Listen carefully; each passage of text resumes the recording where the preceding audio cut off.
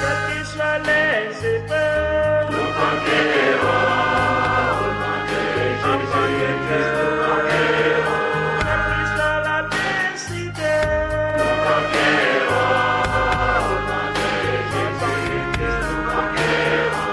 quelles que soient les épreuves, enfants de Jésus,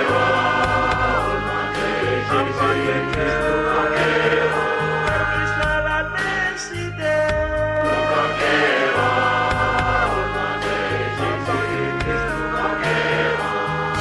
nous sommes soldats pour l'évangile. L'évangile au nom de Jésus-Christ nous conquérons. Nous sommes guerriers pour l'évangile. L'évangile au nom de Jésus-Christ nous conquérons. Nous sommes soldats pour l'évangile. L'évangile au nom de Jésus-Christ nous conquérons. Nous sommes guerriers pour l'évangile. L'évangile au nom de Jésus-Christ nous conquérons. Quelle que soit l'adversité, nous conquérons. Au nom de Jésus-Christ nous conquérons. Quelles que soient les épreuves, nous conquérons. Au nom de Jésus-Christ nous conquérons. Quelle que soit l'adversité, nous conquérons. Au nom de Jésus-Christ nous conquérons.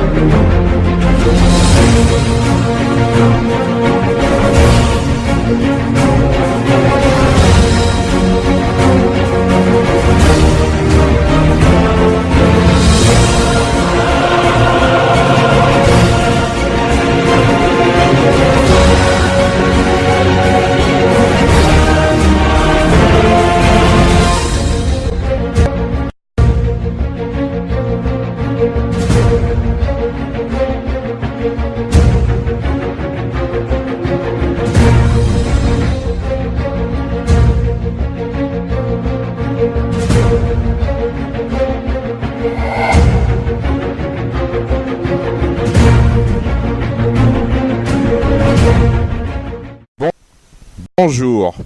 Aujourd'hui, nous allons étudier au sujet du mystérieux chiffre 666 dont la Bible nous parle dans le livre de l'Apocalypse, chapitre 13, verset 18. Nous lisons. C'est ici la sagesse, que celui qui a de l'intelligence calcule le nombre de la bête, car c'est un nombre d'hommes, et son nombre est 666. Alors, qui est cette mystérieuse bête dont le nombre est 666? La Bible nous dit de le calculer. La réponse, la bête, c'est la papauté, c'est le Vatican. En effet, le pape a pour titre, entre autres, parce qu'il en a plusieurs, un de ses titres c'est Vicarius Filii Dei. Et la langue de la papauté, c'est-à-dire le latin, nous dévoile sa vraie nature. Rappelons le principe des chiffres romains. Certaines lettres du latin ont aussi valeur de chiffre. Le I est égal à 1, le V est égal à 5, le X est égal à 10, le L est égal à 50, le C est égal à 100, le D est égal à 500 et le M est égal à 1000. Donc nous allons épeler le titre Vicarius Filii Dei. Vicarius, V-I-C-A-R-I-V-S, Filii, F-I-L-I-I, Dei, D-E-I. Donc dans le mot Vicarius, nous avons le V qui fait 5, le I égale 1, le C égale 100, encore le I après égale 1, le V qui est à la fin égale 5. Et dans le mot Filii, nous avons 3 I qui font chacun 1, plus le L qui fait 50. Et dans le mot Dei, nous avons le D qui fait 500 et le I qui fait 1. Et quand on additionne tout cela, eh bien on obtient le chiffre 666. Donc c'est confirmé, la papauté c'est bien le 666. Le Vatican est la bête. Il y a d'autres titres de la papauté qui eux aussi font 666. Exemple, Dux Cleri, qui veut dire en français chef du clergé. Nous l'épelons. Dux, D-V-X, Cleri, C-L-E-R-I. Dans le mot Dux, nous avons le D qui fait 500, le V qui fait 5 et le X qui fait 10. Et dans le mot Cleri, nous avons le C qui fait 100, le L qui fait 50 et le I final qui fait 1. Et quand on additionne là encore toutes ces lettres, nous obtenons également 666. Donc c'est vraiment confirmé que le 666 correspond à la papauté. Le pape a également comme titre Rex Latinus Sacerdos, qui veut dire roi du sacerdoce latin. Dans le mot Rex, il y a le X qui fait 10. Dans le mot Latinus, il y a le L qui fait 50, le I qui fait 1 et le V qui fait 5. Et dans le mot Sacerdos, il y a le C qui fait 100 et le D qui fait 500. Et quand on additionne toutes ces lettres, nous obtenons, là encore, le chiffre 666. L'Église catholique romaine a également comme titre Sancta Lux Dei, la sainte lumière de Dieu. Et là encore, quand nous examinons ce titre et que nous additionnons toutes les lettres, là encore nous obtenons 666. Donc c'est vraiment confirmé, la papauté est démasquée par sa propre langue, le latin, le Vatican et le 666. Alors maintenant nous allons voir qu'en hébreu et en grec, qui sont les langues de la Bible originale, toutes les lettres de l'alphabet ont aussi valeur de chiffres. Et là encore, le pape qui revendique pour lui et son église ses racines romaines et latines, le pontife romain, le roi du sacerdoce latin, là encore, il est démasqué. En hébreu, romain se dit romite, et cela s'écrit avec 6 lettres. Un resh qui correspond à notre R, un vav qui correspond au O, un mem qui correspond à notre M, 2 yod qui correspondrait à 2 i dans notre langue, et un tav à la fin du mot qui correspond à un T. Le resh en hébreu a une valeur de 200, le vav une valeur de 6, le mem une valeur de 40, le yod une valeur de 10, donc comme il y a 2 yods, c'est 10 fois 2, et le tav final a une valeur de 400. Et là encore, quand on additionne toutes ces lettres, on obtient 666. Et maintenant, nous allons voir le même exemple en grec. En grec, latin se dit lateinos et s'écrit avec un lambda, un alpha, un tau, un epsilon, un iota, un nu, un omicron et un sigma. Ce qui correspondrait en français à cette suite de lettres L-A-T-E-I-N-O-S. Et le lambda en grec a une valeur de 30, l'alpha a une valeur de 1, le tau a une valeur de 300, l'epsilon a une valeur de 5, le iota a une valeur de 10, le nu a une valeur de 50, l'omicron une valeur de 70 et le sigma a une valeur de 200. Et là encore, quand on additionne toutes ces lettres, on obtient également 666. Donc c'est vraiment confirmé par le calcul que la Bible nous a ordonné de faire. 666 correspond bien au Vatican, à la papauté. La bête est donc identifiée. Relisons maintenant ce qui est dit dans Apocalypse chapitre 13 dans les 9 premiers versets sur la bête. Puis je vis monter de la mer une bête qui avait 10 cornes et 7 têtes, et sur ses cornes 10 diadèmes, et sur ses têtes des noms de blasphème. Au verset 2, le dragon lui donna sa puissance et son trône et une grande autorité. Donc, comme on a vu que le 666 et la bête correspondaient au Vatican, donc le dragon c'est Satan, donc c'est Satan qui dirige le Vatican. Et cela s'est bien vu tout au long du Moyen-Âge, avec les sanglantes persécutions qui ont été organisées par l'Église catholique romaine à travers toute l'Europe et en Amérique latine. Ces millions d'hérétiques qui ont été mis à mort de façon la plus cruelle par l'Église romaine.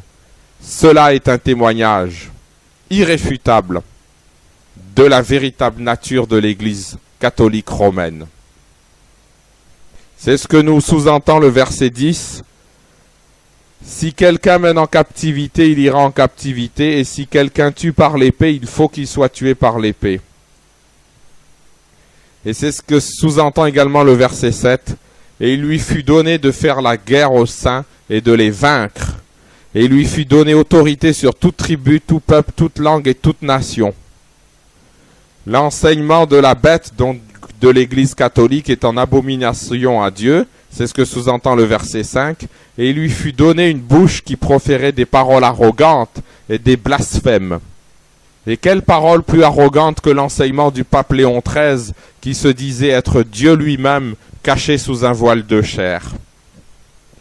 Maintenant, il faut savoir que tout pape, quand il commence son pontificat, choisit un drapeau personnel pour le représenter. Un drapeau qui flotte en plus du drapeau du Vatican. Et les drapeaux ou blasons que les papes choisissent sont souvent très révélateurs. Par exemple, Grégoire VIII a choisi 2 épées sur son drapeau. Ce qui fait penser au verset biblique « Tous ceux qui prendront l'épée périront par l'épée » Matthieu chapitre 26 verset 52. Grégoire X a choisi un serpent surmonté d'une couronne en train de dévorer un enfant. Ce qui fait penser au verset biblique d'Apocalypse 12 verset 9 et verset 4. Et il fut précipité le grand dragon, le serpent ancien appelé le diable et Satan, celui qui séduit toute la terre. Le dragon se tint devant la femme qui allait enfanter afin de dévorer son enfant. Grégoire XIII, le pape qui s'est réjoui du massacre de la Saint-Barthélemy en 1572, lui, il a tout simplement choisi un dragon pour le représenter. Ce qui nous fait penser à ce verset, Apocalypse 12, verset 17, « Et le dragon fut irrité contre la femme, et il s'en alla faire la guerre au reste de sa postérité, à ceux qui gardent les commandements de Dieu et qui ont le témoignage de Jésus. » Un verset qui confirme toutes les persécutions que l'Église catholique a faites, tout le sang qui a été versé, comme donc ce pape que nous venons de voir, qui s'est réjoui du massacre de la Saint-Barthélemy. Le pape Benoît XVI, lui, a choisi également des symboles très révélateurs. Il a choisi 2 symboles sur son drapeau. À gauche du drapeau, il y a la tête d'une femme, surmontée d'une couronne avec de grandes boucles d'oreilles. La tête est de couleur rouge. Cela nous fait penser directement au verset suivant, Apocalypse 17, versets 4 et 18.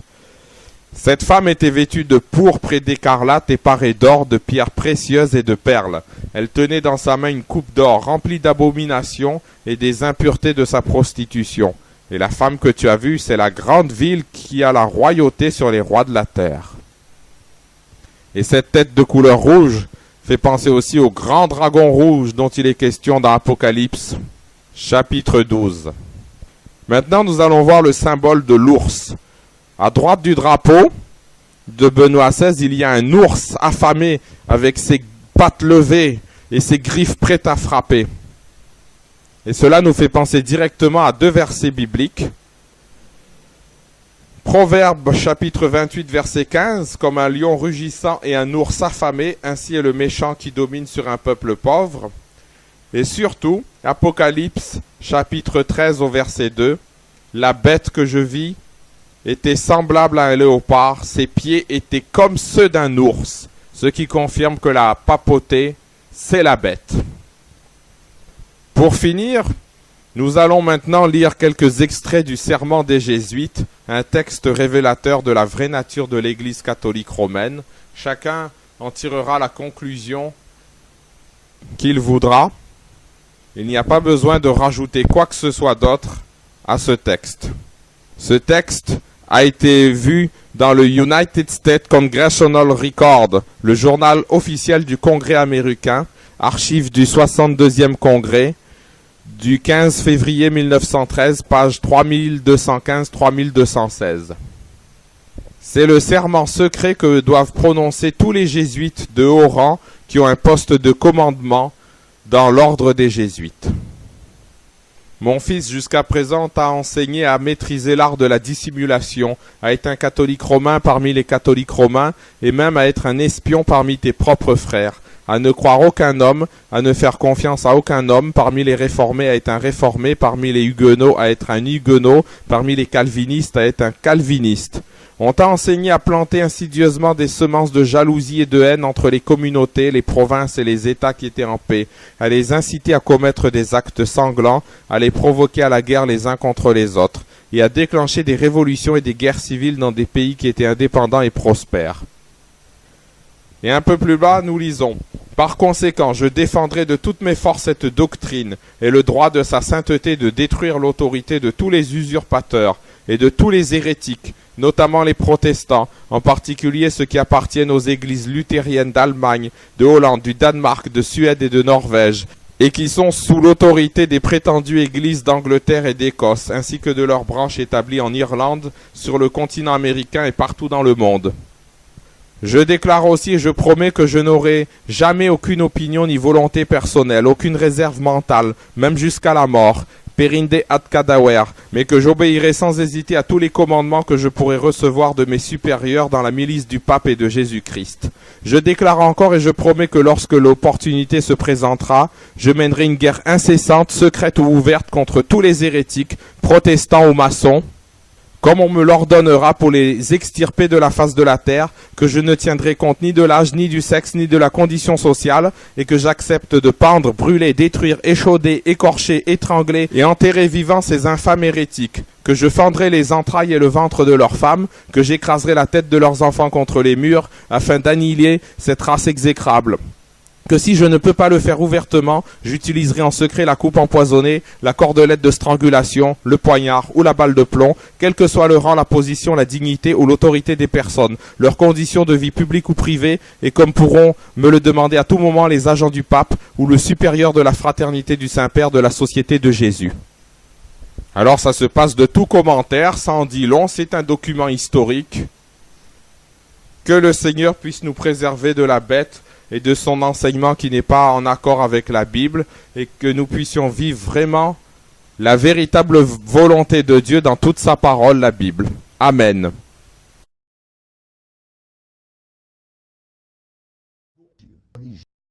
C'était des gens au cou raide, en bon français, stiff neck.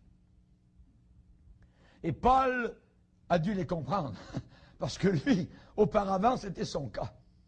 Il était dans leur cas, auparavant, avant d'avoir eu la révélation de Jésus sur le chemin de Damas. J'aimerais vous dire ce matin que les personnes les plus dures à gagner à Jésus-Christ ne sont peut-être pas les idolâtres, mais les bigots religieux.